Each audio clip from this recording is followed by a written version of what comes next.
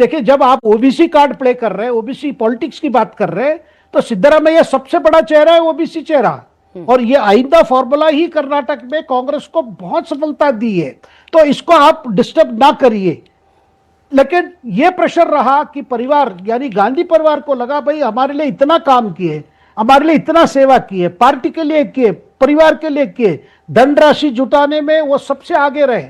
कहीं भी चुनाव हो, कहीं भी कांग्रेस को भारत जोड़ो यात्रा हो जिसमें बहुत धनराशि की जरूरत पड़ती है, बड़ी खर्च हो रही है, वो उसका आपको डीके शिव कुमार ही सारा ऑर्गेनाइज किए। तो एक प्रकार से इस बार एक मॉरल प्रेशर भी था गांधी परिवार को कि एक जब एग्रीमेंट हुआ है और हमारे सामने हुआ था ये रोटेशन एग्रीमेंट, अगर आप इस समय नहीं करेंगे तो कब करेंगे।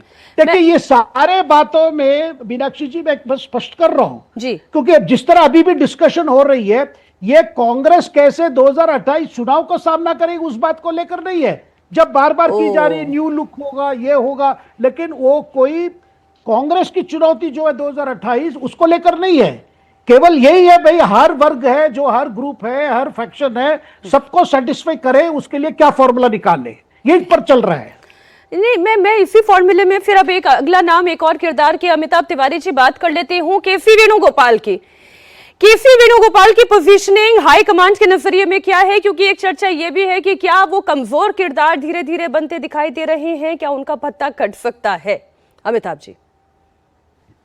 देखिए, केसी वेणुगोपाल जी तो मतलब दिल्ली में बहुत सारे लोग ये चाह रहे थे कांग्रेस पार्टी के कि केसी वेणुगोपाल जी को किसी तरह से मुख्यमंत्री बना दिया जाए केरला का और उनको वहां शिफ्ट कर दिया जाए।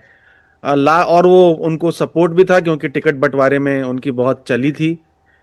लेकिन लास्ट मोमेंट पर इट सीम्स कि गांधी परिवार ने या हाई कमांड ने ये फैसला लिया कि, और सही फैसला लिया मेरे हिसाब से, कि वीडी सतीशन जो वहां पर ज्यादा पॉपुलर लीडर हैं और जिन्होंने कैंपेन को लीड किया है, जो एलओपी थे, उनको सीएम बना दिया गया। अब केसी वेणुगोपाल जी जब तक जनरल सेक्रेटरी ऑर्गेनाइजेशन बैठे हुए हैं, अगर हम राहुल गांधी की बात करते हैं और भाजपा अगर ये अटैक करती है कि राहुल गांधी के लीडरशिप में लगभग 100 चुनाव कांग्रेस पार्टी हार चुकी है, तो उसमें से 50 से ऊपर चुनाव तो केसी वेणुगोपाल की लीडरशिप में भी हारी है। राहुल गांधी ने तो इस्तीफा दे दिया चुनाव हारने के बाद 2019 का, लेकिन केसी वेणुगोपाल ने नहीं दिया। तो केसी वेणुगोपाल जी के ऊपर काफी प्रेशर है। और अगर प्रियंका गांधी, जैसा रशीद जी भी कह रहे हैं और जैसे रिपोर्ट्स के हिसाब से भी है कि प्रियंका गांधी का बहुत बड़ा रोल रहा वीडी सतीशन को भी बनाने में, और यहाँ पर भी डीके शिव कुमार जो हैं वो प्रियंका गांधी के क्लोज अगर माने जा रहे हैं, तो ऐसा प्रतीत हो रहा है कि हो सकता है कि जनरल सेक्रेटरी ऑर्गेनाइजेशन का पोजीशन जो है वो केसी वेणुगोपाल जी उस पोस्ट से अब रिलीव कर दिए जाएं।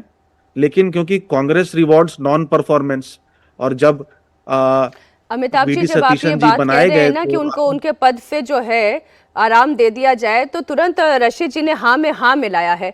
रशीद जी, लेकिन मिला तो दिया जाए, लेकिन उनको अध्यक्ष पद के लिए भी कहा जा रहा है कि उनको अध्यक्ष बना दिया जाएगा। तो ये तो अगर वो अध्यक्ष बन गए तो ये तो क्लियर हो जाएगा कि पोजीशन विदाउट पावर होगी सर, पोजीशन विदाउट पावर ही होगी। किसी को भी आप अध्यक्ष पद पर लेकर आ जाए कांग्रेस पार्टी में। रशीद जी।